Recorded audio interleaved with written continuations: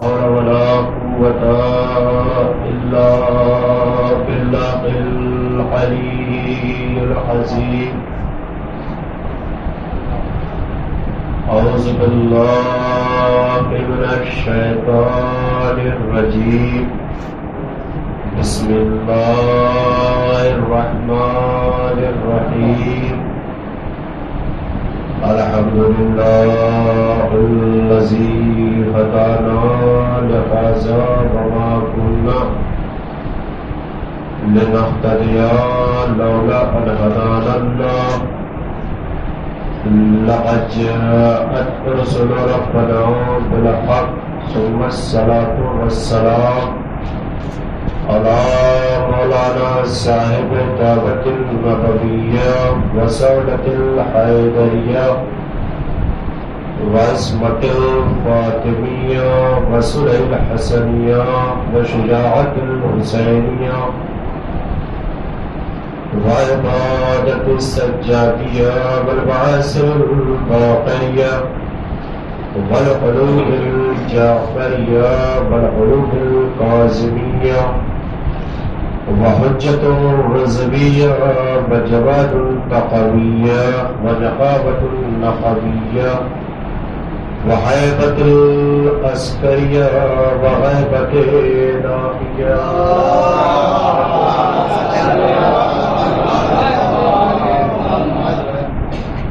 أما بعد فقد قال رسول الله صلى الله عليه وآله وسلم: بسم الله الرحمن الرحيم. إني تارك فيكم الثقلين کتاب اللہ فطرتی واہل البیت صلوات محمد.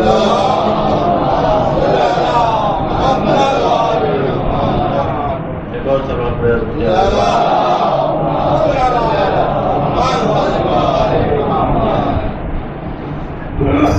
عزیزان محترم،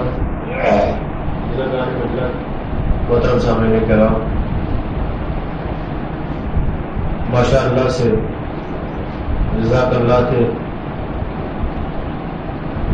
پیش خوانی بڑی اچھی ہو رہی ہے، اور جنہوں نے بھی پیش خوانی کی ہے ماشاء اللہ سے مولا ان کو سلامت رکھے کہ انہوں نے ایک ماحول پہلے ہی سے بنا دیا ہے. انہوں نے ایک ماحول پہلے ہی سے بنا دیا ہے. بیان دھیرے دھیرے آتے رہیں گے لوگ، لیکن جتنے بیٹھے ہیں وہ ماحول بنا کے گئے ہیں. ہاں، لیکن اب حرف التماس یہ ہے کہ یہ ماحول جو بھی بنا ہوا ہے، جو تھوڑا سا گرم ہوا ہے، کہ ٹھنڈا نہ ہونے پائے. اوپر سے ممبر سے میں کوشش کروں گا، نیچے سے آپ کوشش کریے گا، کیونکہ آج چوتھی مجلس ہے، کل آخری مجلس ہے.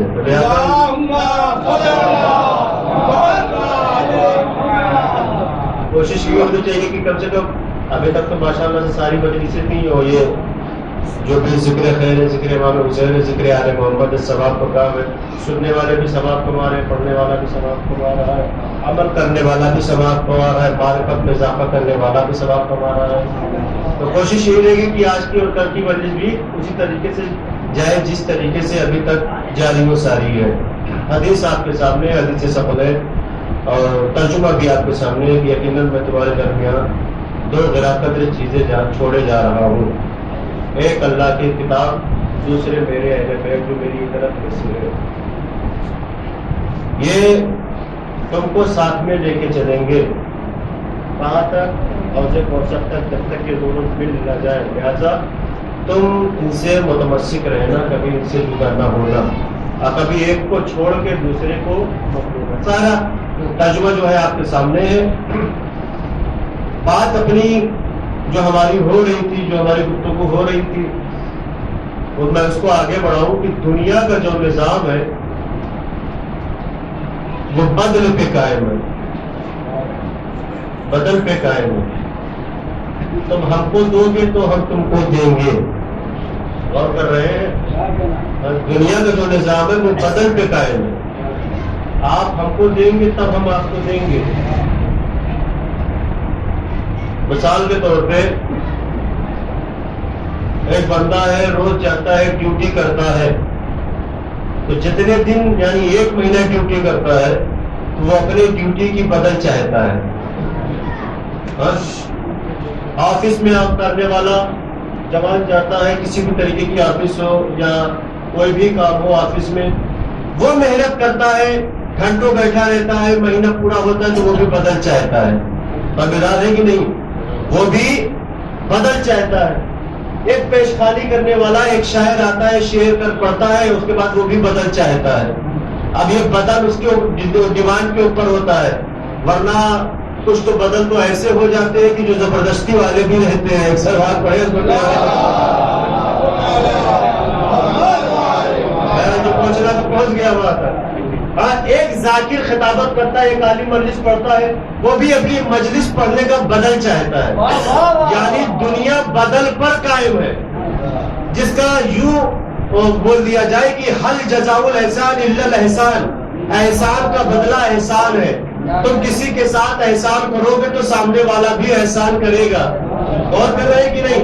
جب سارا دنیا کا نظام بدل پر قائم ہے تو جو خالق حقیقی ہے، جو رب حقیقی ہے، جس نے اپنے بندوں کو بھیجا ہے دنیا میں اور جو کہہ کے بھیجا ہے، تو وہ بھی بدل چاہتا ہوگا نا. تو بدل کیا ہے؟ عبادت کرو، اس کی عبادت کرو نا. تو جس طریقے سے ایک اللہ اپنے بندوں سے بدل چاہتا ہے، عبادت کریے، اس کی نعمتوں کا شکریہ ادا کرتے رہیے تاکہ آپ کی نعمتوں میں اضافہ ہوتا رہے.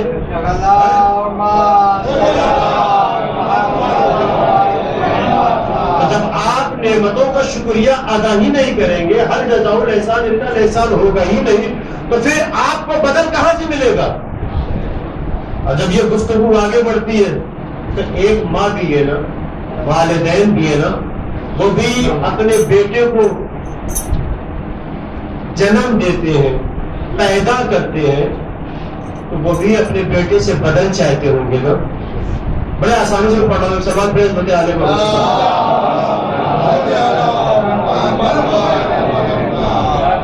تو یعنی دنیا کا نظام بدل پر قائم ہے. جب اور مطالعہ کیا گیا تو دیکھا گیا کہ ایک اور بھی احسان ہے جو سب سے الگ ہے، سب سے نرالا ہے، سب سے الگ ہے، سب سے نرالا ہے.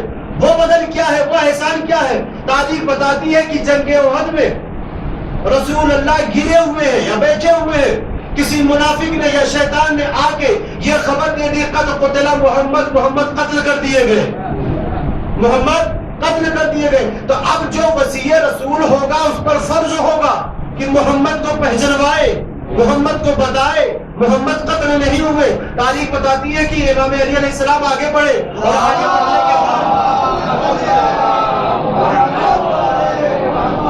لوگوں کو روکا، روکنے کے بعد کہا رکو، کہاں بھاگتے ہو؟ محمد قتل نہیں ہوئے، محمد زندہ ہے. پکڑ پکڑ کے روک رہے تھے، کہہ بھی رہے تھے، جنگ بھی جاری رکھے ہوئے تھے، رسول اللہ کی حفاظت بھی کر رہے تھے.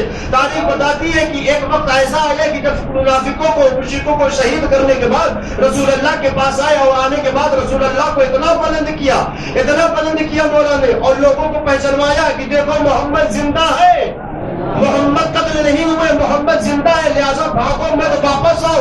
رسول اللہ کو ساتھ تو عجب نہیں، یہ منظر رسول اللہ بھی دیکھ رہے ہوں گے نا.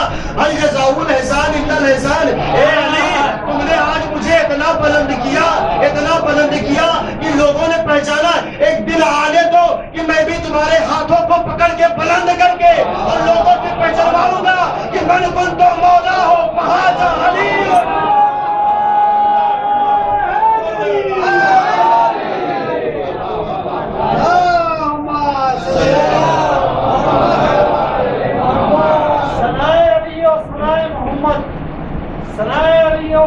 سنائے محمد ہے وجہ خوشی خدائے محمد. جھکائے گی دنیا اسے کیسے ممکن، بے شک جھکائے گی دنیا اسے کیسے ممکن جو ہاتھوں سے جس کو اٹھائے محمد.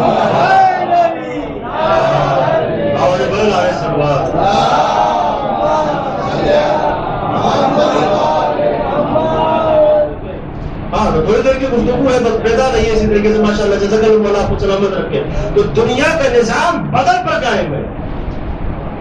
رسول اللہ نے بھی پہچنوایا کہ علی جنگ احد میں تم نے مجھے اتنا اٹھایا کہ لوگوں نے پہچان لیا کہ رسول قتل نہیں ہوئے، محمد قتل نہیں ہوئے تھے. پھر تو ایسا آنے دو کہ میں بھی تمہارے ہاتھوں کو پکڑ کے کہوں گا کہ من کنت مولا ہو فہذا علی مولا، جس کا میں مولا ہوں اس کے یہ علی مولا ہے. من کنت مولا ہو فہذا علی مولا. اور یہ ایسی حدیث ہے، یہ ایسی حدیث ہے کہ رسول اللہ نے جب اپنی زبان سے اس جملے کو جاری کیا ہے تو ہر فرقے کے لوگوں نے، یعنی علماء اہل سنت، علماء اہل تشیع نے اس حدیث کو اپنی کتاب میں لکھا ہے. اب وہ اپنے مقدر کے مارے تھے کہ جنہوں نے فراموش کر دیا، جنہوں نے ولایت علی کو فراموش کر دیا، محبت علی کو فراموش کر دیا، بس رسول اللہ تک، اور رسول اللہ کے آگے کچھ نہیں ہے. بات تو یہ بھی ہوگی کہ علی اور علی کے باپ پر بھی الزام لگایا جانے لگا. بھائی جو میر مسئلہ تھا وہ تو ولدیت سے چلا تھا، مطلب جناب ابو طالب سے، کیوں علی کے باپ ہے تو لہٰذا پر علی کی ولایت کو کیوں قبول کریں گے؟ ابو طالب کا بیٹا ہے، اب وہ ابو طالب جس نے ہم کو مکے میں ٹھہرنے نہیں دیا، جس نے ہماری دال کو گلنے نہیں دیا، جسے ہمیں چندہ لینے نہیں دیا، جس نے کعبے پہ آ کے ایسے پائے جمائے، ایسا متولی ہو گیا کہ دوسروں کی مجال نہیں ہوئی کہ کعبے کے نام پر لوگوں سے مانگ کر کھائے. جناب ابو طالب نے اس طریقے کی محنت کی، ابو رسول اللہ کا ساتھ دیا، بیٹے کا ساتھ دیا، اسلام کو بچایا، اور الزام لگا دیا گیا کہ ابو طالب کافر ہے، ابو طالب کافر ہے. کیوں؟ اس لیے کہ پلاننگ یہ تھی کہ اگر ہم کہیں گے کہ ابو طالب کافر ہے تو یہ زمانہ ابو طالب کے قریب نہیں جائے گا. ورنہ ایک سوال کا جواب دیجئے کہ رسول کی پرورش جس گھر میں ہوتی ہے وہاں کی غذائیں کیا رہنی چاہیے؟ پاک رہنی چاہیے نا. تو چار مصرع میں آپ کی خدمت میں عرض کروں، مسلمانوں ذرا موقع ملے تو غور فرمانا. مسلمانوں میں سارے فرقے آ گئے. مسلمانوں ذرا موقع ملے تو غور فرمانا، جہاں پر شرک تھا، بت تھے، وہاں آ کر فضا کیا تھی. یعنی جب رسول اللہ آئے تھے تو فضا کیا تھی؟ مسلمانوں ذرا موقع ملے تو غور فرمانا، جہاں پر شرک تھا، بت تھے، وہاں آ کر فضا کیا تھی. اور رسولوں پر تو واجب ہے کہ وہ طیب غذا کھائے. چوتھا مصرع سنیے گا، رسولوں پر تو واجب ہے، رسولوں پر تو واجب ہے کہ وہ طیب غذا کھائے. ابو طالب جو کافر تھے، محمد کی غذا کیا تھی؟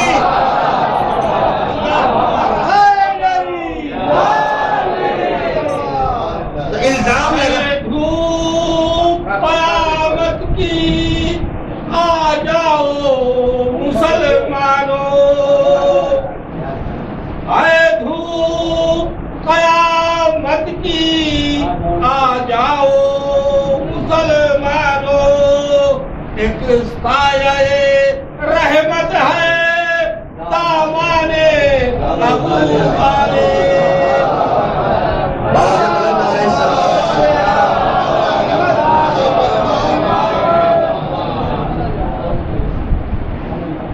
الزام لگانے سے پہلے غور و فکر تو کر لیا کرو کہ رسول کی پرورش کس کے ہاتھوں ہوئی ہے.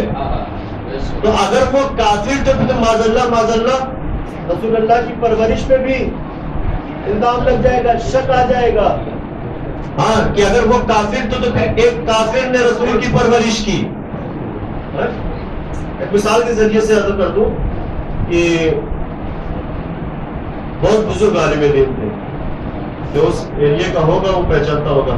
شہر بنارس کی ایک عظیم ہستی تھی مولانا احمد حسن صاحب. تو ان سے کسی سے مناظرہ ہو گیا، مباحثہ ہو گیا، علمی مباحثہ ہو گیا جناب ابو طالب کو لے کر. وہ سمجھا رہے تھے، دلیلیں دے رہے تھے، وہ سمجھ نہیں رہا تھا. تو دال منڈی جو کہ بہت بڑی مارکیٹ ہے بنارس میں، دال منڈی بڑی مارکیٹ ہے. تو اسی مارکیٹ سے گزرتے ہوئے آگے بڑھے تو احمد حسن صاحب نے کہا کہ آئیے کسی اچھے ہوٹل میں بیٹھ کے ہم گفتگو کر لیتے ہیں. کہا ٹھیک ہے ٹھیک ہے. ایک ہوٹل میں آ کے تو انہوں نے جھانک کر دیکھا، کہا نہیں یہاں نہیں بیٹھیں گے ہم، یہاں نہیں بیٹھیں گے ہم۔ پھر آگے بڑھے، کہا آئیے بسم اللہ، کہا نہیں یہاں بھی نہیں بیٹھیں گے ہم۔ یہاں تک کہ 3-4 ہوٹل کو چھوڑ دیا، چوتھے ہوٹل پہ ہاں یہاں پر بیٹھیں گے، یہاں پر بیٹھیں گے، سنیے گا یہاں پر بیٹھیں گے۔ حضرت صاحب نے کہا کہ بھائی یہ بتائیے کہ کیا وجہ تھی کہ اس سے پہلے آپ 3-4 چھوڑ دیے، کیا وجہ تھی کہ آپ یہاں پر بیٹھ گئے؟ آپ نے دیکھا نہیں وہاں پر کوئی وجہ نہیں مل رہی تھی بیٹھنے کی۔ ہم نے پوچھا کیسی وجہ؟ کہنے لگے کہ وجہ آپ نہیں دیکھ رہے ہیں، کیلنڈر لکھا ہوا ہے۔ ایک اور کیا؟ کیلنڈر دیوار پہ لگا ہوا ہے۔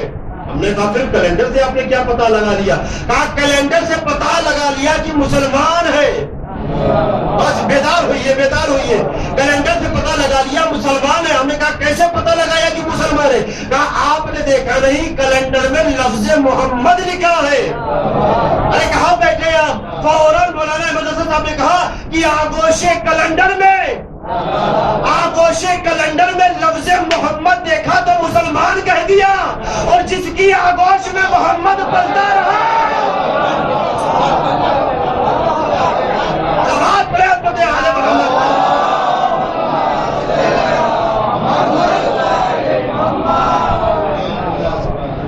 آغوش کیلنڈر میں لفظ محمد لکھا ہوا دیکھا تو سمجھ گئے مسلمان ہے۔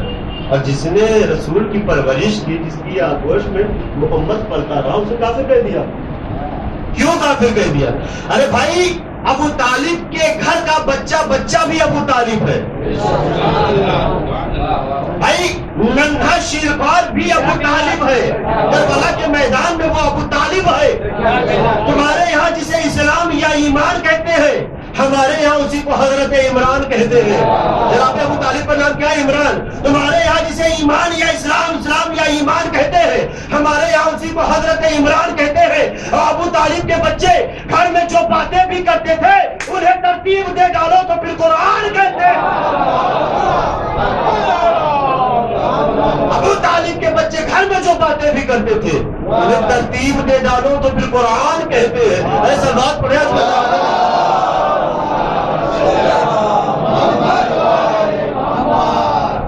عزیزان محترم، وجہ کیا تھی؟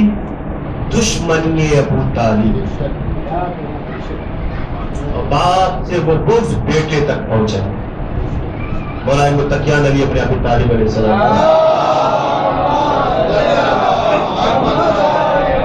اسی لیے رسول اللہ نے ارشاد انہیں لفظوں میں بول دیا تھا، سب کے سامنے ظاہر کر دیا تھا کہ دیکھو علی میرے وسیع ہے، میرے جانشین ہے، میرے خلیفہ ہے۔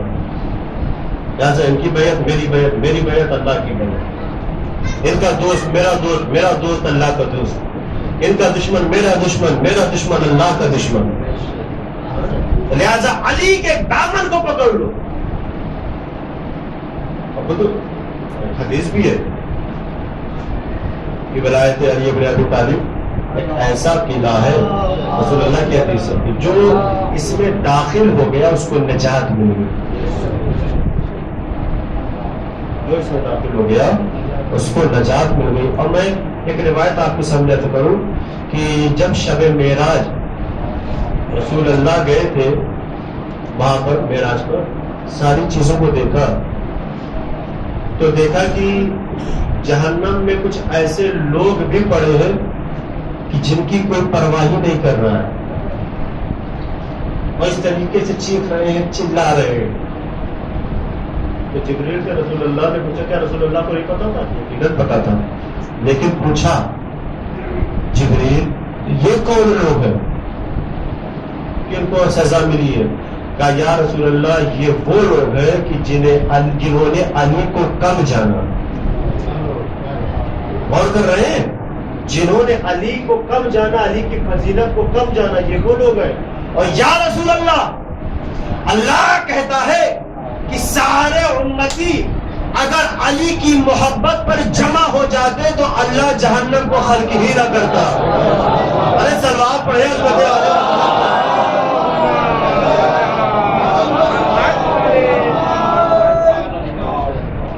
جمع ہو جاتے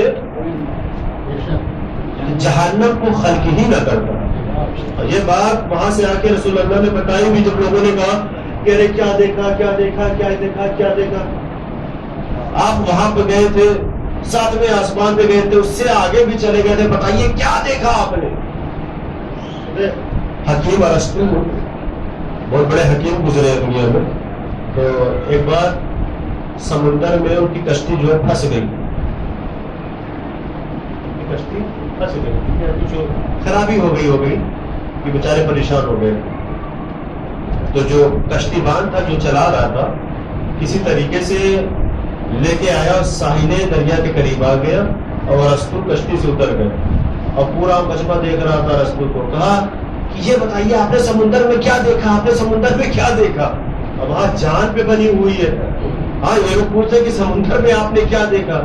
کہا شکر کا مقام ہے کہ اس نے مجھے زندگی بخش دی، بس اس سے زیادہ میں نے کچھ نہیں دیکھا. تو اس سے رسول اللہ سے پوچھا گیا کہ کیا دیکھا آپ نے، کیا دیکھا.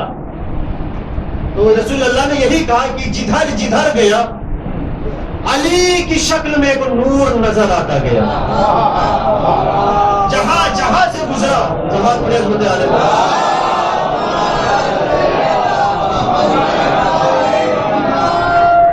جہاں جہاں گیا نظر آتا گیا وہ نور. لیکن کچھ تو ایسے تھے کہ جو خوش ہو گئے فضیلت سن کے، کچھ ایسے تھے کہ جن کا چہرہ، ہاں جسے وہ بولتے ہیں کھٹا منہ بنائے. ہاں سلوات پڑھے رحمت علیہ.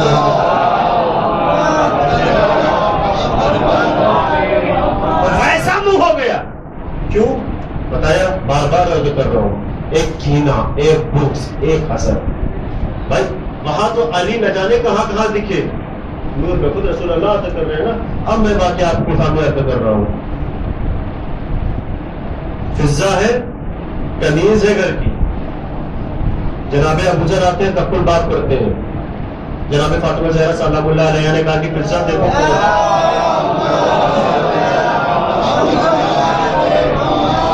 فضا کہیں بھائی. اب پوچھا کون ہے، کس سے ملنا ہے؟ تو کہا میں ابوذر ہوں، ابو الحسن سے ملنا چاہتا ہوں. ابوذر ہوں، ابو الحسن سے ملنا چاہتا ہوں. تو فضا نے کہا نہیں ہے، وہ 4تھے آسمان پر گئے ہیں رزق بانٹنے. وہ 4تھے آسمان پر گئے ہیں رزق بانٹنے. تو بیداری کے ساتھ سنیے گا، جس طریقے سے ابھی بیدار تھے تھوڑی دیر پہلے. جناب ابوذر واپس چلے آئے. بھائی ایمان کے 9ویں درجے پر پاس تھے، سوچ بھی نہیں سکتے مولا کے بارے میں. ہاں گئے ہوں گے، ابو الحسن ہے، امیر المومنین ہے، امام المتقین ہے، گئے ہوں گے.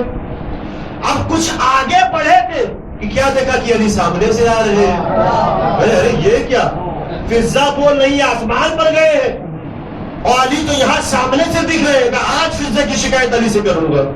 قریب آئے، سلام کیا. کہا مولا پہلے ایک سوال کا جواب دیجئے. کہا کیا؟ کہا آپ کے گھر میں جو فضا ہے وہ جھوٹ کی طرح بولتی ہے. کہا کیوں ابوذر، کسی شک میں ہو؟ کہا ابھی آپ کے گھر سے آیا ہوں، میں نے آپ کے بارے میں پوچھا، تذکرہ کیا تو کہا 4تھے آسمان پر گئے ہیں اور آپ تو یہاں پر دکھ رہے ہیں. ایک مرتبہ مولا نے اپنی دونوں انگلیوں کو سامنے رکھا ابوذر کے، کہا میری 2 انگلیوں میں دیکھو. اب جو ابوذر نے دیکھا تو کیا دیکھا؟ علی پہلے آسمان پر، علی دوسرے آسمان پر، علی تیسرے آسمان پر، علی 4تھے آسمان پر، علی 5ویں ہدے کے، علی 7ویں آسمان پر. کہا ابوذر کیا ہوا؟ کہا مولا چاروں طرف آپ ہی آپ ہے. کہا اب فضا پر شک نہ کرنا، جو تو میری 2 انگلیوں کے درمیان دیکھ رہا ہے وہ فضا گھر بیٹھ کے دیکھ لیتی ہے.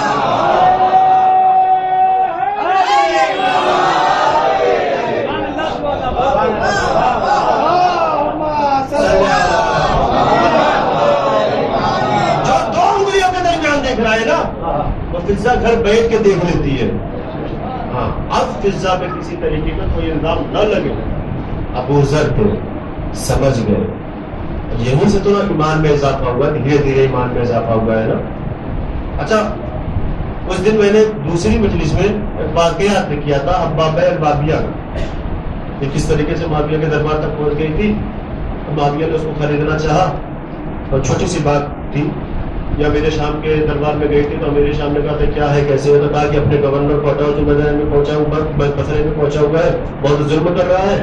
پھر خریدنے کی کوشش کی، پھر حباب البابیہ نے اس کو جواب دیا، اور جواب دینے کے بعد پھر جب اس نے خزانے حباب البابیہ کے سامنے رکھے یعنی خریدنا چاہا تو کہا کہ نہیں اس کی ضرورت نہیں ہے. کیا علی نے تم کو، یعنی یہ باتیں جو ہے دو دوسری مجلس میں عرض ہوئی، ایک نے کہا کہ علی نے کبھی تم کو اتنی دولت دی ہے؟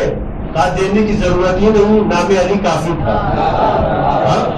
نام علی کافی تھا. کہا اب تو علی چلے گئے، ابھی کیا ہے، اب تو نام علی نہیں ہے. کہا علی چلے نہیں گئے، علی کے جانے سے عدالت چلی گئی. یہاں تک بات اب ہوئی تھی. لیکن وہی حباب البابیہ مولا کی خدمت میں آتی جب مولا زندہ تھے، اور آ کے کہتے کہ مولا یہ بتائیے،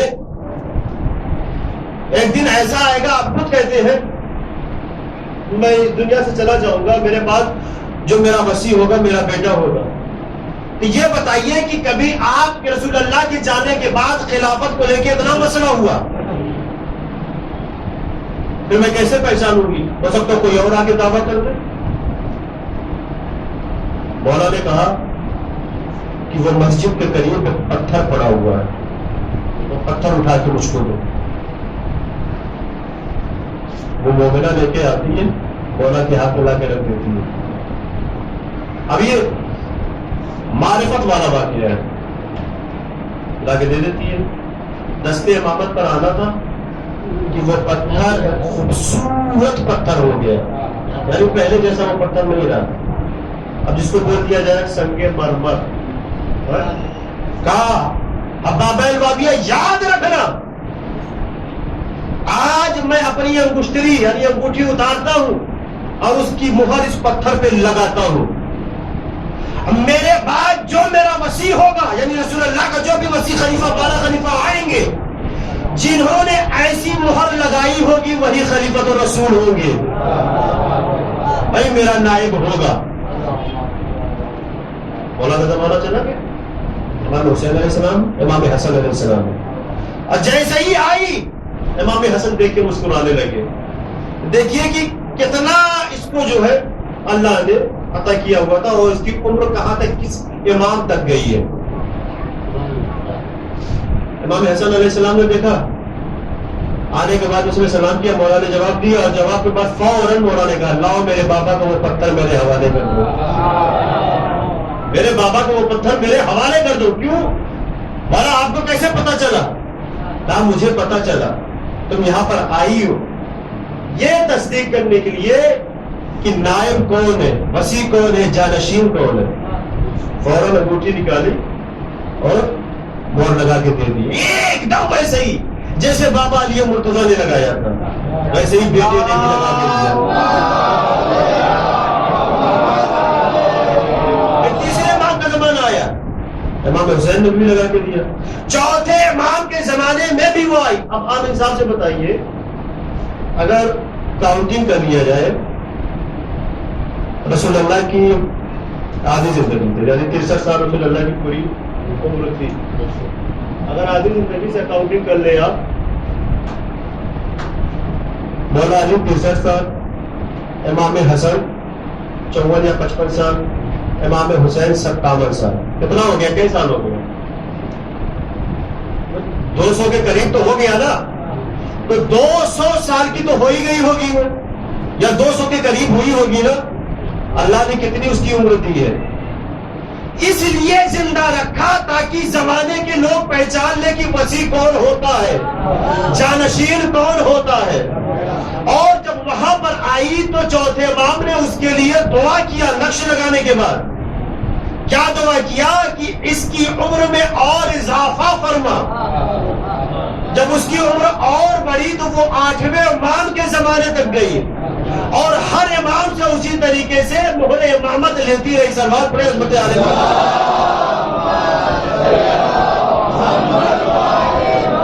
یہ لوگ ایسے تھے کہ جو ہر زمانے کے امام میں آتے رہے،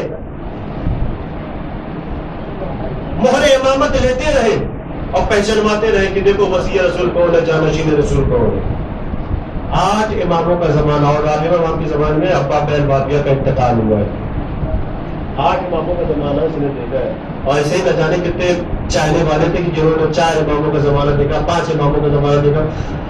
सबकी बात नहीं करता, बहलूल दानही को आप ले लीजिए, बहलूल दानही को ले लीजिए। छठे इमाम से लेके 6, 7, 8, 9 और तारीख में तो यह भी मिलता है कि इमाम हसन अस्करी अलैहिस्सलाम के जमाने तक जिंदा रहे।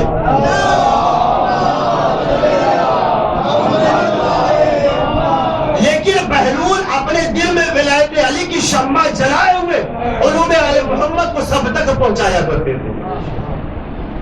और बहुत से लोग उनको दीवाना भी समझते थे, वार्ज भी हुआ है। छोटा सा मैं वाकया याद करूं, इस 7वें इमाम के जमाने में बहलूल कहीं से सिक्का पा जाते हैं, सोने का सिक्का बहलूल के हाथ में है। अब बहलूल उसको ऐसे उछालते हुए खेलते हुए जा रहे हैं। तो एक दुश्मन आले मोहम्मद था, उसकी नजर पड़ गई। अच्छा वो ऐसा भी था, उसका भी थोड़ा सा मैं याद कर दूं कि वो भी दीवाना बन के आले मोहम्मद के चाहने वालों को बड़ा परेशान करता था और दीवाना बन के छोटी छोटी बातें हारून रशीद तक पहुंचाया करता था। तो उसने देखा कि अरे सोने का सिक्का बहलूल के हाथ में, ये तो दीवाना, ये क्या करेगा। और आया बहलूल के पास और आगे कहने लगा, बहलूल तुम्हारे हाथ में सोने का सिक्का? हाँ, एक जगह पड़ा हुआ था, मैंने उठा लिया और मुझे क्या मालूम। अब बहलूल को पता चल गया कि ये मेरे सामने आया। भाई दीवाना बन के सबको समझ गए थे बहलूल कि कौन कैसा है, किसकी औकात क्या है। हाँ? तो उसने कहा लाओ मेरे हवाले कर दो, ये तुम्हारे काम की चीज नहीं है, ये तो बच्चों की खेलने वाली चीज है। बच्चों का नाम लेके वो अपने लिए इस्तेमाल करना चाह रहा था क्योंकि पहचान गया था सोने का सिक्का था। तो बहलूल ने कहा नहीं, ये मेरे पास रहने दो, मैंने फला जगह से इसको उठाया, पड़ा हुआ तो सोने का सिक्का था। वो कह रहा था कि नहीं मुझे दे दो। जब इसरार पड़ा तो बहलूल ने कहा एक शर्त पे दूंगा। कहा क्या शर्त पे दोगे? कहा खुरासान के बाजार में चलना पड़ेगा तुमको। कहा फिर कहा वहां गधे की आवाज निकालनी पड़ेगी। बहलूल है, हाँ इस तरीके से आसानी से नहीं छोड़ेंगे। कहा गधे की आवाज तुमको निकालनी पड़ेगी। उसने कहा कि चलो ठीक है, सोने का सिक्का है, कहाँ मिलेगा? है? कोई पूछेगा तो कह देंगे अरे दीवाना था बहलूल, खुश करने के लिए हमने आवाज निकाल दी। क्या पता कि तुम बहलूल के सामने आए हो, तुम्हारी मिट्टी खुद प्लेद हो रही है। हाँ? कहा ठीक है चलो। अब आया बाजार पे, कहा आवाज निकालो। बहलूल ने कहा आवाज निकालो। अब उसने निकाली गधे की आवाज। अब पूरा बाजार देखने लगा, अरे इसको क्या हो गया। है? सीधा साधा इंसान था, भोला भाला इंसान था, अब ये गधे की आवाज क्यों निकाल रहा है भाई। जब इंसान अजब हरकत करने लगता है बाजार पे, चौराहे पर, सड़कों पर, तो सारे लोग देखने लगते हैं उसको। और से जाए कि वो उस जमाने का माहौल रहा हो, सब देखने लगे। तो कहा लाओ बहलूल अब दे दो, देखो मैंने आवाज निकाली। कहा आवाज निकाली? मुझे सुनाई नहीं दिया। फिर से बोलो और थोड़ा तेज बोलो। फिर बोला और तेज बोला। अब जो कहा नहीं मुझे अभी भी नहीं सुनाई दिया। कहा और तेज बोलो, थोड़ा आगे जाके बोलो। बहलूल का मकसद ये था कि बीच बाजार में बोलो। अब फिर उसने और तेज बोला, बीच बाजार में आके बोला। फिर बहलूल से कहा लाओ मेरे हवाले कर दो। बहलूल ने कहा एक बात बताओ, तुम गधे होके समझ गए कि सोने का सिक्का है और मैं इंसान होके न समझूं कि ये सोने का सिक्का नहीं है। सलवात पड़े और बदे आले मोहम्मद पर।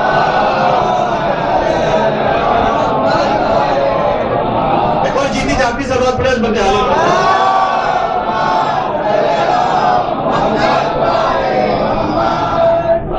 ऐसे चाहने वाले होते हैं, ऐसे मोहब्बत रखने वाले होते हैं, ऐसे विलायत रखने वाले होते हैं कि जो सामने वाले को लाजवाब कर देते हैं। तो कैसे मेरे सामने टिकोगे भाई, तुम्हारी औकात क्या है?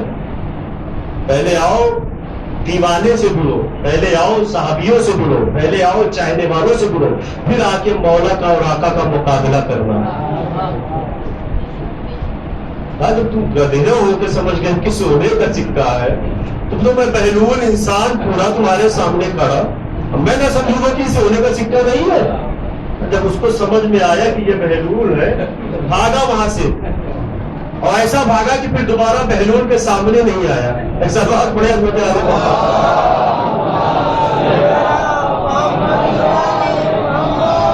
علی محترم. صرف بھلانے کی وجہ یہی تھی کہ کینہ تھا, بغض تھا لوگوں کے دلوں میں آل محمد کے لیے.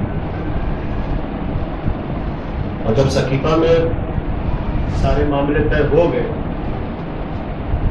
تو کچھ ایسے نام نہاد بھی تھے کہ جنہوں نے برجستہ یہ کہا تھا کہ خلافت آل محمد کے گھرانے میں نہیں جانی چاہیے. بھائی آپ شام کا حال تو دیکھ لیجیے کہ کس طریقے سے علی اور اولاد علی آل محمد کے خلاف بھڑکایا گیا نا شام میں. اور جب مولا کو ضربت لگی ہے حالت سجدہ میں, تو جب وہاں کے لوگوں کو پتا چلا کہ علی کو ضربت لگی ہوگی حالت سجدہ میں, تو کچھ تو ایسے لعنتی جو کہہ رہے تھے کہ علی نماز بھی پڑھتے ہیں. کہہ رہے تھے کہ علی نماز بھی پڑھتے ہیں. ظاہر سی بات ہے کہ بچپنے سے ان کو وہی درس دیا جا رہا تھا علی کے خلاف, آل محمد کے خلاف, یہ ایسے ہیں, یہ ایسے ہیں, یہ ایسے ہیں. واقعی میں عرض کروں کہ جب مولا کی حکومت تھی کوفے میں, پریشان تھے سب کہ کس طریقے سے ایک خامی پتہ چل جائے علی کی, اور اس خامی کی وجہ سے علی کی حکومت کو ہم گرا دیں. میں نے بارہا کہا ہے کہ 4 سال 9 مہینے مولا کی ایسی حکومت تھی کہ کوئی ایک راوی, ایک رائٹر, ایک مصنف یہ نہیں لکھ سکا اپنی کتاب میں کہ علی کی دور حکومت میں کوئی بھوکا سویا ہو. ایسی مولا نے حکومت کی ہے, ایسی عدالت قائم کی تھی. ایک باواز بلند سلوات.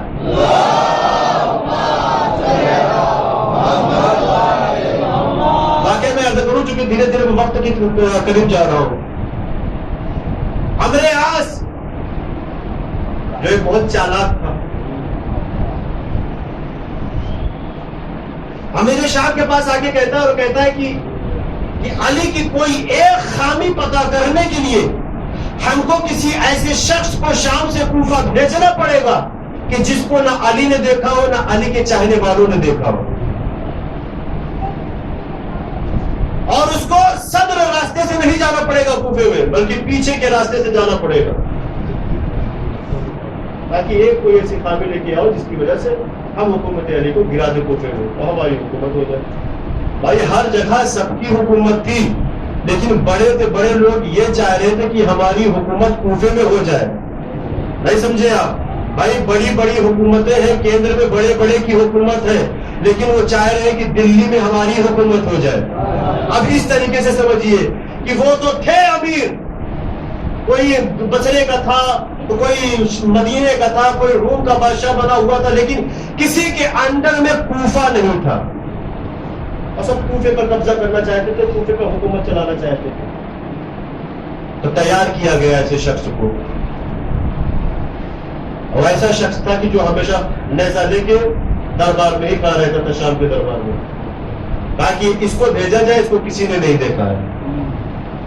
اور کہا اس کو گھوڑے پر بھی مت بھیجو, اونٹ پر سوار کرا کے بھیجو, فوجی لباس بھی نہیں پہنا ہو. دیکھیں کس طریقے سے اہتمام کیا جا رہا ہے کہ ایک کمزوری کو پتہ کیا جائے. ایک سلوات پڑھے حضرت علی محمد.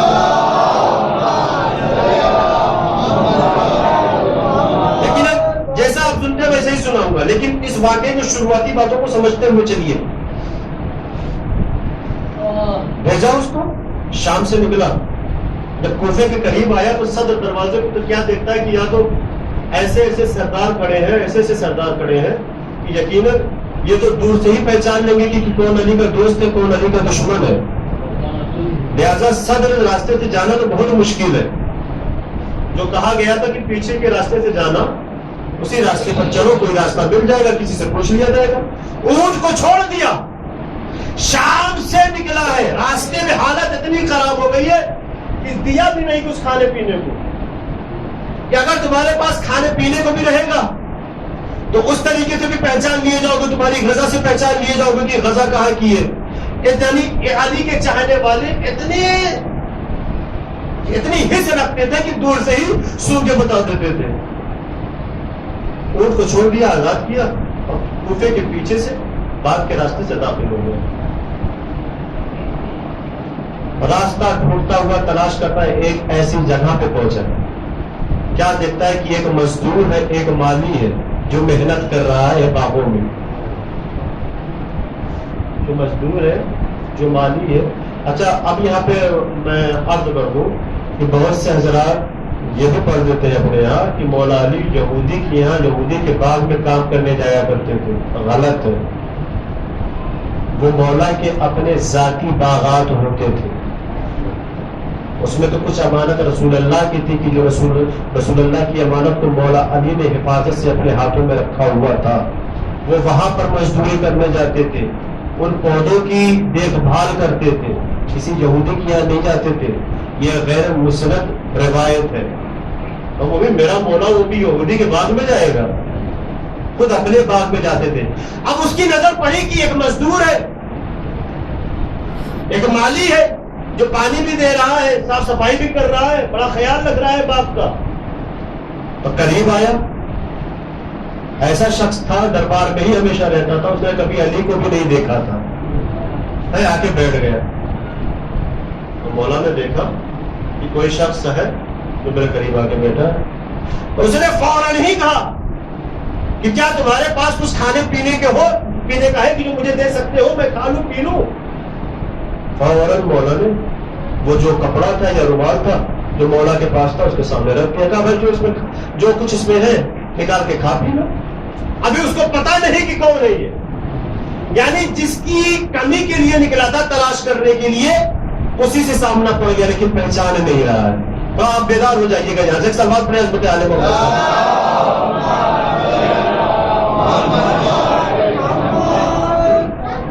قریب آیا، رومال کو کھولا، کپڑے کو کھولا تو کیا دیکھا کہ روٹیاں اس میں رکھی ہوئی تھی، سوکھی روٹیاں رکھی ہوئی تھی۔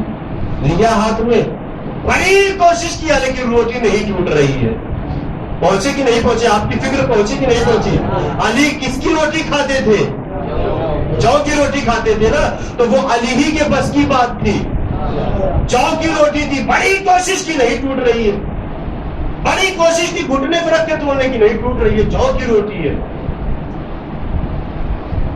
باندھ کے واپس رکھ دیا۔ مولا نے پوچھا کیا ہوا؟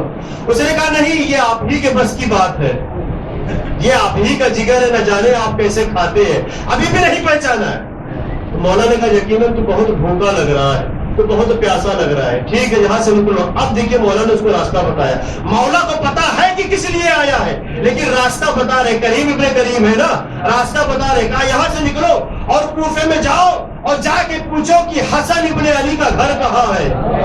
جب حسن ابن علی کا گھر پتا چل جائے تو وہاں پہ جانا تو دیکھنا کہ ایک دسترخوان لگا ہوا ہے، نہ جانے کیسے کیسے لوگ بیٹھے ہوئے ہیں، کھا رہے ہیں، اپنی بھوک کو بھی مٹا رہے ہیں، اپنی پیاس کو بھی مٹا رہے ہیں، بیٹھ جانا، کھا پی لینا۔ فوراً نکلا وہاں سے اور آیا اور پتا کیا کہ حسن ابن علی کا گھر کہاں ہے، آگے بیٹھ گیا اور بیٹھ کے کھانے بھی لگا۔ میں یہاں پہ رکوں گا۔ مدینے میں ایک عظیم شخصیت تھی مولانا محمد علی صبری، جن کا انتقال ہو گیا۔ انہوں نے ایک رسم نہیں بلکہ ایک کام مولا کے چاہنے والوں کے لیے، مخلوق خدا کے لیے کیا شروع کیا تھا۔ کیا کہ روز ڈیلی 12 مہینے دسترخوان امام حسن اپنے گھر پہ لگاتے تھے۔ جب ماہ رمضان آتا تھا تو لوگوں کے لیے افطاری کا اہتمام کرتے تھے۔ اب وہ نہیں ہے، انتقال کر کے ان کے بیٹے جو ہے اس کام کو آگے بڑھا رہے ہیں۔ دسترخوان امام حسن کی بھی بڑی فضیلت ہے۔ اب جب وہ دن آتے ہیں، وہ ایام آتے ہیں تو ماشاءاللہ سے کس طریقے سے جو اہتمام کیا جاتا ہے وہ آپ نے دیکھا ہے۔ اب وہ آیا، آ کے بیٹھ گیا، کھانے پینے بھی لگا، اور جب کھانے لگا تو اپنی جیبوں کو بھی بھرنے لگا۔ امام حسن کی نظر پڑ گئی، قریب آئے، کہا بھائی پہلے کھا لو پھر لے کے جاؤ، اس لیے کہ یہاں کھانے کا اور لے جانے کا حساب نہیں ہوتا۔ اب تھوڑا سا بیدار ہوئیے، لے جانے کا اور کھانے کا حساب نہیں ہوتا، پہلے کھاؤ پھر لے کر جاؤ۔ تو اس نے کہا نہیں، میں اپنے لیے لے کر نہیں جا رہا ہوں۔ کہا پھر کس کے لیے لے کر جا رہے ہو؟ کہا وہ ایک باغ میں ایک مزدور ہے، ایک مالی ہے، جو بڑی کوشش کر رہا ہے, بڑی محنت کر رہا ہے. میں دیکھ کے آیا ہوں کہ اس کے پاس جو کی سوکھی روٹیاں ہیں, وہ نہ جانے کیسے روٹیاں کھاتا ہوگا. امام حسن علیہ السلام سمجھ گئے کہ یہ کس کی بات کر رہا ہے, یہ میرے بابا کی بات کر رہا ہے. اب سنیے یہاں سے شاعر بھی کیا خوب شعر کرتا, بیداری کے ساتھ سنیے گا. امام حسن علیہ السلام کہتے ہیں اسے کہ سنو, چلتا ہے تو عالم تو چلاتا ہے وہ مالی. ایسے نہیں, تو آپ جاگیے, بیدار ہوئیے. چلتا ہے تو عالم تو چلاتا ہے وہ مالی, بھوکا ہے مگر بھوک مٹاتا ہے وہ مالی. اور بیدار ہوئیے. چلتا ہے وہ عالم, چلتا ہے تو عالم تو چلاتا ہے وہ مالی, بھوکا ہے مگر بھوک مٹاتا ہے وہ مالی, کھاتا نہیں دنیا کو کھلاتا ہے وہ مالی, دیتا ہے تو لگتا ہے کہ داتا ہے وہ مالی. اب سنیے گا, دیتا ہے کہ لگتا ہے کہ داتا ہے وہ مالی. اور احسان کی عادت اسی پیکر سے چلی ہے, احسان کی عادت اسی پیکر سے چلی ہے. یہ رزق ہے اس کا, میں حسن ہوں وہ علی.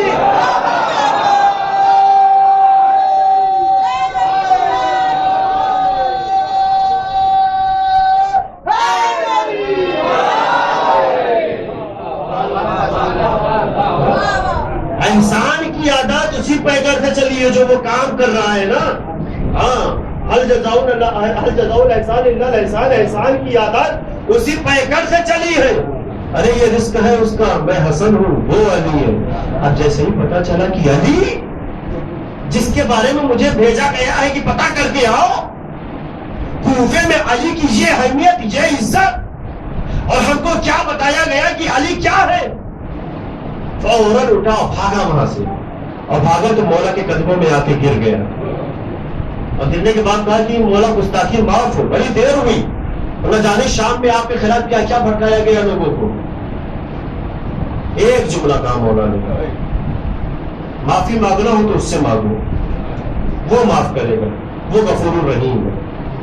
جب معافی تلافی ہو گئی نا تو مولا کو دیکھ رہا تھا. مولا نے ایک سوال کیا, دیکھو زبردستی نہیں, اب بتاؤ ارادہ کیا ہے تمہارا, واپس جاؤ گے یا رکو گے؟ تو اس نے ایک جملہ کہا کہ جو علی جیسا مولا پا جائے تو وہ جنت میں رہنا پسند کرے گا, دوبارہ جہنم میں کیوں جائے گا. سلوات پڑھے اس بتائے والے محمد.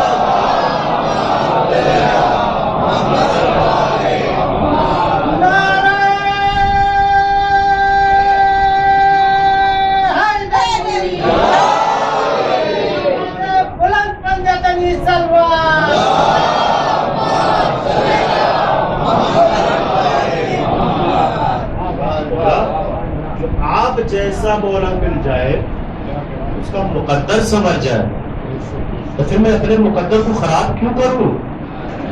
مجھے وہاں پہ جانا ہی نہیں ہے, مجھے تو آپ کے ساتھ رہنا ہے. اور روایت میں لکھا ہوا ہے کہ جب جنگ صفین ہوئی تو مولا کے ساتھ تھا وہ جو آیا تھا, دشمن بڑھ کر آیا تھا ایک خامی کو پتا کرنے کے لیے. اس کے معیار میں اتنی چینجنگ ہوئی, اس کے کردار میں اتنی چینجنگ ہوئی علی کے نام پہ کہ وہ علی کے ساتھ رہا اور علی کے رکان پہ جنگ صفین لڑی, شہادت بھی ملی.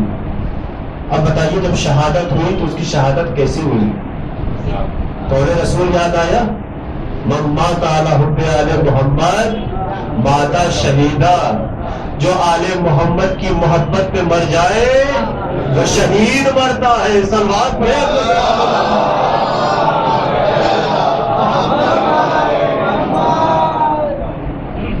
محترم, کردار ان کا دیکھیے, سیرت ان کی دیکھیے, کہ دشمن بھی ان کے کردار کو دیکھ کے اپنے کیریکٹر کو چینج کر لیا کرتے تھے, شکل دیکھ لیتے تھے, اپنے کیریکٹر کو چینج کر لیا کرتے تھے. تو آج زمانہ جو ہے نام علی پر اس طریقے کی باتیں پھیلا رہا ہے, اس طریقے سے لوگوں کو آپس میں لڑوا رہا ہے. یہاں پر ہم کو بیدار ہونے کی ضرورت ہے کہ ہم دشمن کو پہچانے. دشمن علی کون ہے؟ کہ جو علی کے نام کا غلط استعمال کر رہے ہیں, مس یوز کر رہے ہیں. ہم کو چاہیے کہ ایسے لوگوں کو پکڑے. ابھی آپ دیکھیے پڑوسی ملک میں کیا ہو رہا ہے, کس طریقے سے کام ہو رہا ہے. لیکن اللہ سلامت رکھے ان لوگوں کو جو اس طریقے سے سامنے کھڑے ہوئے ہیں اور علی کی محبت دکھا رہے ہیں. ہم چاہنے والے علی کے ہیں، کبھی پیچھے نہیں ہٹیں گے بھائی. نام علی کو تو کوئی کمپرومائز ہے ہی نہیں. اور اذان سے چچائے علی کے نام کو ہٹانے کے لیے کہہ رہے ہو. یہ بدعت آپ کے یہاں ہوگی، ہمارے یہاں نہیں ہوگی. ہمارے یہاں جو شروع سے چل رہا ہے وہی چلے گا اور قیامت تک وہی چلے گا. اب تو الزام تو یہ بھی لگ جاتا ہے کہ کچھ سال پہلے اندر یہ آخری بات، اس کے بعد ربط مسائل، کیونکہ شہادت جناب سکینہ سلام اللہ علیہ ہے. سلوات پڑھ.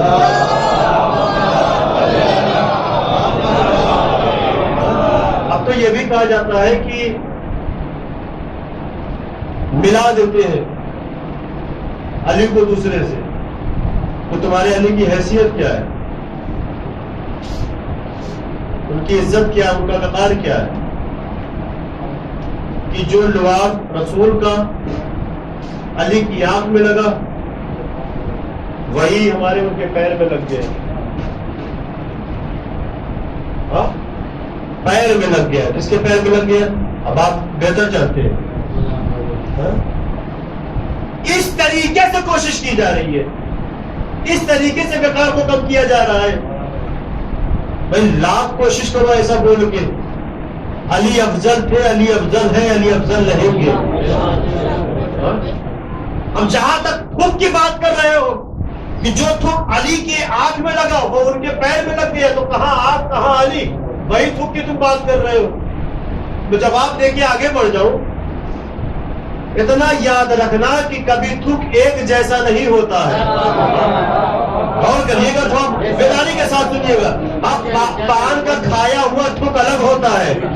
ہاں، یہ بھی ایک تھوک ہوتا ہے جو تھوک دیا جاتا ہے.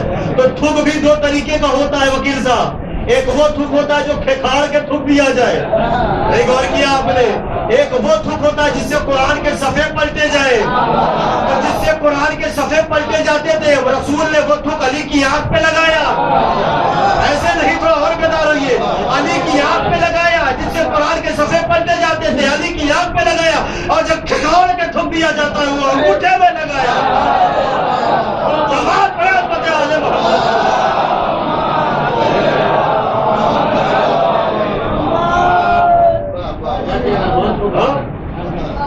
تو یہ مت دیکھو کہ کیا لگایا، یہ دیکھو کہ قسمیں کیسی ہوتی ہے. جو اعلیٰ ہوتی ہے وہ اپنے اعلیٰ ظرف تک پہنچتی ہے، جو ادنا ہوتی ہے وہ اپنے ادنا ظرف تک پہنچتی ہے. اسی لیے کربلا کے میدان میں جو اعلیٰ تھے انہوں نے اپنے ظرف کو پہچانا کہ ہمارا ظرف کیا ہے. جو ادنا تھے انہوں نے اپنے ظرف کو پہچانا. جو ادنا تھے وہ یزید کی طرف چلے گئے، جو اعلیٰ تھے وہ حسین ابن علی کی طرف آ گئے. اور کیا نا کہ دسترخوان لگ جاتا تھا مولا کے، ہر مخلوق بیٹھ کے کھاتی تھی. میں آ گیا مسائل پر. کریم ابن کریم سقیم میں سقیم دے بھی دیتے تھے، کھلا بھی دیتے تھے، عطا بھی کرتے تھے. بلکہ تاریخ میں تو یہ بھی لکھا ہے کہ بیت المال سے ایک بار مولا نے شہد منگوائی. شہد کیوں منگوائی تھی؟ کوفے میں مولا کے گھر میں یتیم بچے بیٹھے ہوئے تھے جو بھوکے تھے، جو پیاسے تھے. مولا نے کمبر سے کہا کہ جاؤ بیت المال سے شہد نکال کر لے کر آؤ. اور جیسے ہی شہد آئی مولا کے پاس نا، مولا نے اپنی انگلیوں سے شہد نکال کر یتیم بچوں کو کھلایا ہے، اپنے ہاتھوں سے یتیم بچوں کو کھلایا ہے. میں کہوں گا اے مولا، یتیم تھے، کوفے کے رہے ہوں گے، مدینے کے رہے ہوں گے، تھے یتیم، آپ نے کیسا خیال کیا ہے، پیٹ بھر دیا، یہاں تک کہ یتیم بچوں کے کھانے پینے کا اہتمام بھی کیا کمبر سے کہلوا کے. اے مولا ذرا کربلا میں آئیے. تاریخ میں ہم نے دیکھا اے مولا ایک 4 سالہ بچی تھی جو آپ کی پوتی تھی، اور جب خیام حسینی میں آگ لگی ہے نا، حمید ابن مسلم کہتا ہے کہ میں نے ایک بچی کو دیکھا کہ جس کے دامن میں آگ لگی ہوئی تھی، جس کے رخسار پر تماچے کے نشان تھے، جس کی کانوں کی لبیں پھٹی ہوئی تھی، خون جاری تھا، اور وہ ایک طرف ہائے بابا کہتے ہوئے جا رہی تھی. حمید ابن مسلم کہتا ہے کہ مجھے بچی پر ترس آ گیا، اور میں آگے بڑھا، بچی کو پکڑا اور اس کے دامن بجھا دیا، اور جب بجھایا تو بچی نے دیکھا کہ کسی نے مجھ پر رحم کیا ہے نا، تو بچی نے کہا اے شیخ تم نے مجھ پر رحم کیا ہے نا، تو مجھے ذرا بتا دو کہ نجف کا راستہ کدھر ہے؟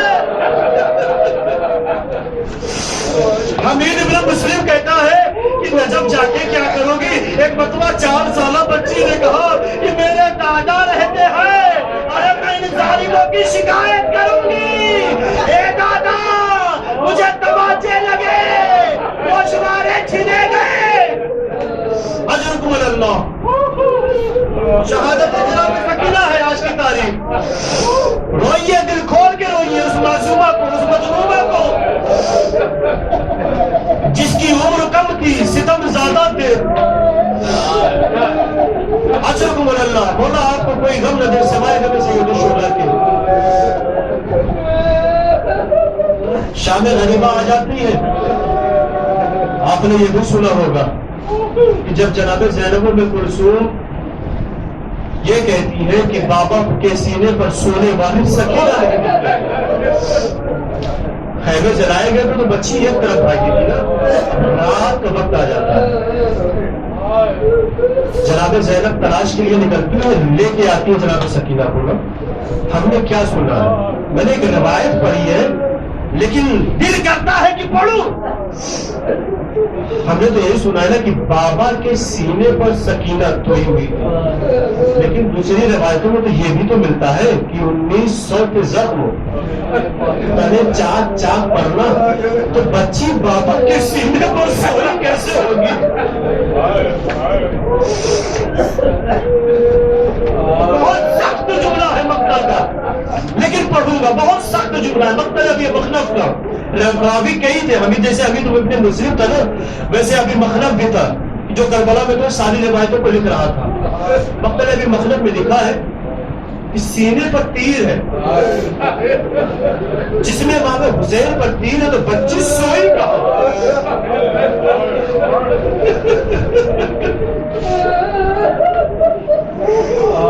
بچی سوئی کا ذرا تصور کریے، فکر کریے۔ تاریخ بتاتی ہے کہ بچی اتنی تھکی تھی، اتنا ظلم ہوا تھا، اتنے تماچے لگے تھے بچی کو کہ بابا بابا کہتے ہوئے پہنچی ہے نا، تو بابا کے لاشے سے آواز آئی تھی الیہ الیہ سکینہ، اے سکینہ اے میری بچی آ جاؤ۔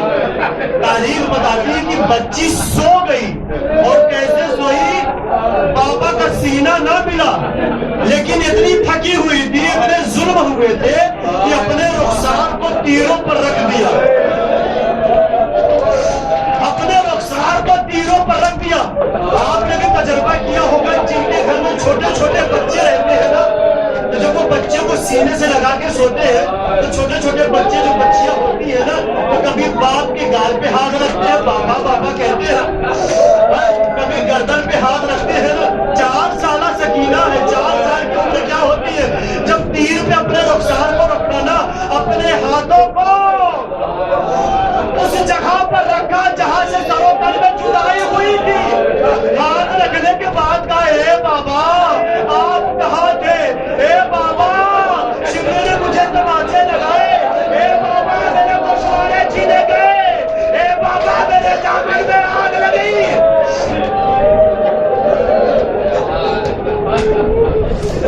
اجرکم اللہ۔ بولا آپ کو کوئی غم نہ دے، اللہ رحمت نازل کرے ان آوازوں پر۔ ایک چچا کو اس کی بھتیجی کا واسطہ دے کر دعائیں مانگیے۔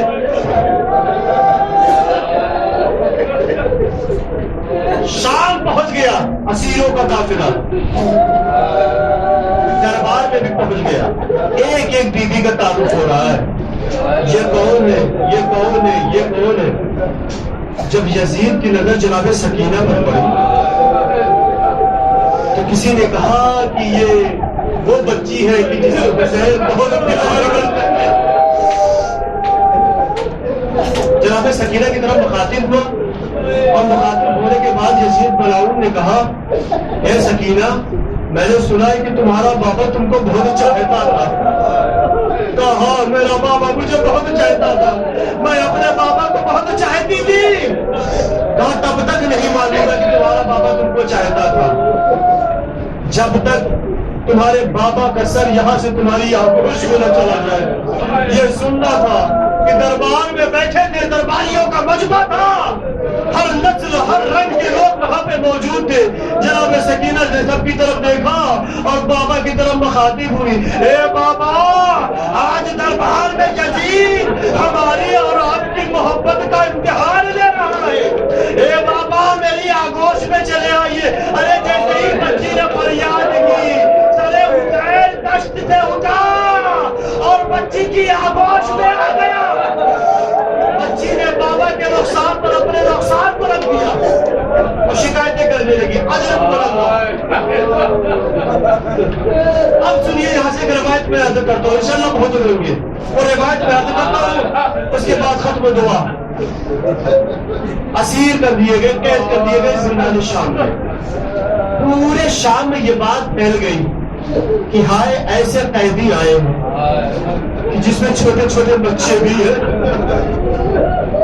کچھ بچے تو ایسے بھی ہیں کہ جن کے جسم زخمی ہو گئے، جن کے جسموں سے خون بہ رہا ہے۔ ظاہر سی بات ہے کہ جن کے گھروں میں یہ بات ہو رہی تھی، ان کے گھروں میں بھی چھوٹے چھوٹے بچے رہے۔ سارے بچوں نے شام کو یہ ضد کی کہ یہ بابا جان قیدی کسے کہتے ہیں؟ یہ قیدی کسے کہتے ہیں؟ اب کیا بتایا جائے کہ قیدی کسے کہتے ہیں؟ ان کے والدین نے کہہ دیا ایسا ہے کہ صبح جانا، قید خانے شام کی طرف جانا اور وہاں دیکھ لینا کہ قیدی کسے کہتے ہیں۔ دوسرے دن صبح نمودار ہوتی ہے، یعنی 9 صفر المظفر، شام کے بچے نکلتے ہیں، قید خانے کے قریب آ جاتے ہیں تو کیا دیکھتے ہیں کہ ہائے یہ کیسے قیدی ہیں، بچے ہیں، دیکھ رہے ہیں، غور و فکر کر رہے ہیں۔ شام ہو جاتی ہے، دیکھتے رہتے ہیں، لیکن جب دیکھتے ہیں کہ ہائے انہی بچوں میں 4 سالہ بچی ہے جو بڑی بے چین ہے، کبھی ایک بیوی کی گود میں جاتی ہے، کبھی دوسری بیوی کی گود میں جاتی ہے، کبھی ایک جوان کی گود میں آتی ہے، اور وہ جوان ایسا جوان کہ جس کے ہاتھوں میں ہتھکڑیاں، پیروں میں بیڑیاں۔ بچی جو منظر دیکھ رہے تھے کہ وہ بچی آتی ہے اور آگے کہتی ہے، اے بھیا ہائے پیاس، ہائے پیاس، اے بھیا ایک قطرہ آب مل جاتا سکینہ کو۔ بچی جو منظر دیکھ رہے تھے، شام کا وقت ہو گیا، سن سکیں گے، اپنے گھر کو آتے ہیں اور آنے کے بعد سارے بچے اپنے گھر سے کوزہ لیتے ہیں اور کوزے میں پانی ڈالتے ہیں۔ ان کے ماں باپ نے پوچھا کہاں کا ارادہ ہے؟ کہا ارے ہم قید خانے میں گئے تھے اور ہم نے ایک بچی کو دیکھا کہ جو بہت پریشان ہے، وہ پانی مانگ رہی ہے لیکن اس کے پاس پینے کو پانی نہیں ہے، ہم اس کے لیے پانی لے کے جاتے ہیں۔ ماں باپ نے منع کر دیا، نہیں رات ہو گئی ہے، اب پانی لے جانے کی ضرورت نہیں ہے، اب جب صبح ہوگی دوسرے دن تب پانی لے کے جانا۔ مشروع کربلا، بچے تو رات میں رک گئے لیکن اس بچی کا حال سنیے، جب شب ہوئی تو سوئی ہوئی تھی، پھوپھی اماں کی گود میں تھی، اچانک بیدار ہوئی اور یہ کہتے ہوئے بیدار ہوئی، ہائے میرے بابا، اے میرے بابا ابھی آئے تھے، اے میرے بابا، ارے مجھے چھوڑ کر کہاں چلے گئے؟ جناب سید سجاد قریب آتے ہیں، یہ بیٹی سکینہ یہ کیا حال ہے؟ بابا بابا کہتے ہوئے رو رہی ہو۔ جناب زینب نے کہا، اے بیٹا سجاد، یقیناً سکینہ نے اپنے بابا کو خواب میں دیکھا ہے۔ شمر کے جزیر کے دربار تک یہ بات پہنچ جاتی ہے کہ بچی جو ہے بہت زیادہ گریہ کر رہی ہے، لیکن کوئی کہتا ہے، کوئی مشورہ دیتا ہے کہ اس کے بابا کا سر بھیج دو، شاید بابا کا سر پا کے بچی خوش ہو جائے اور گریہ و زاری بند کر دے۔ سر حسین آتا ہے، قید خانے میں آتا ہے، بابا کے سر کو پا کے سکینہ اس طریقے سے چیخ مارتی ہے، اے بابا آپ کہاں تھے؟ اور بابا کے سر کو لیا اور اپنے ننھے ننھے رخسار کو بابا کے رخسار پہ رکھ دیا۔ پھر سے شکایت، اے بابا آپ کہاں تھے؟ یعنی یاد کرتے کرتے، فریاد کرتے کرتے، شکایتیں کرتے کرتے چاہتے بابا کے سینے پر سونے والی سکینہ اپنے بابا کے پاس پہنچ گئی. غسل و کفن کا اہتمام کیا گیا. جناب سید سجاد نے قید خانے میں قبر بنی اور جناب سکینہ کو بڑی اذیتوں سے کی کوئی ہاتھوں میں ہتھکڑیاں. اتنا مجبور امام ہے نا, ہاتھوں میں ہتھکڑیاں, پیروں میں بیڑیاں, اور کس طریقے سے اپنی بہن کی میت کو قبر میں اتار رہا ہے. اب سنیے, صبح اتار ہوئی, بس ختم کیا آخری جملہ. وہ بچے نکلے اپنے گھر سے, کیا پتا بچی کا کیا حال ہے. گھر سے نکلے, ننھے ننھے کوزے میں پانی لیتے ہوئے نکلے اور اس قریب آ گئے اور کہنے لگے کہ وہ بچی کہاں ہے جو راحت میں پانی پانی کہہ رہی تھی. وہ بچی کہاں ہے جو اپنے بابا کو یاد کر رہی تھی. ایک مرتبہ جناب سید سجاد نے دیکھا, زاروں قطار رونے لگے. اے بچوں, یہ پانی کس کے لیے لے کے آئے ہو؟ ایک مرتبہ امبار کی سب نے کہا, ہم 4 سالہ بچے کے لیے لے کے آئے ہیں جو پانی کے لیے رو رہی تھی, جو اپنے بابا کے لیے رو رہی تھی. ایک مرتبہ جناب سید سجاد نے کہا, اے بچوں, ارے تم نے آنے میں دیر کر دی. اے بچوں, ارے تم بچی کے لیے پانی لے کے آئے ہو. وہ اپنے بابا کو یاد کرتے کرتے اب میرے بابا کے پاس پہنچ گئی. اے بچوں, تمہارا شکریہ کہ تم نے ہمیں یاد کیا. اس عالم غربت میں انا للہ وَإِنَّا إِلَيْهِ رَاجِعُونَ. رزم بقضائه وتسليم لأمره ألا لعنة الله على القوم الظالمين. سيعلم الذين ظلموا أي منقلب ينقلبون. آپ ذرا سے گزارش ہے کما تو سورہ الحمد میں تو سورہ اخلاص کی تلاوت فرما کر مرحوم طلعت حسین ابن سلطان حسین مرحوم عسکری بیگم بنت محمد تقیبۃ اللہ مرحومین کو روح پاک کے سلام کریں. اللهم صل على محمد وآل محمد